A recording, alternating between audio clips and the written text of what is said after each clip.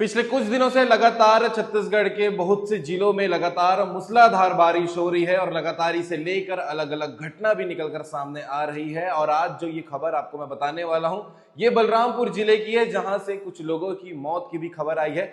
Detail जानकारी क्या है ये भी आपको बताते हैं। खबर सोमवार की है जब ये घटना हुई थी। जानकारी के अनुसार पहले घटना शंकरगढ़ थाना क्षेत्र में घटी है। यहाँ एक पहाड़ी कोरवा महिला रजनी कोरवा जो 45 वर्षीय है और उनके 2 साल के बेटे आनंद की एक उफनते नाले में बहने से मौत हो गई। यह भी बताया गया है कि रजनी कोरवा अपने पति विशुन कोरवा के साथ में जो है अपने मायके रैकिया गांव गई थी। सोमवार शाम करीब 6 से 7 बजे के बीच जब वह अपने बेटे आनंद को लेकर वापस लौट रही थी, तभी बहाव की चपेट में आकर जो है बह गए और बहने से उनकी मां और बेटे की मौत हो गई। इसके अलावा जिले के जारगिन गांव में एक युवक की दुखद खबर सामने आई है।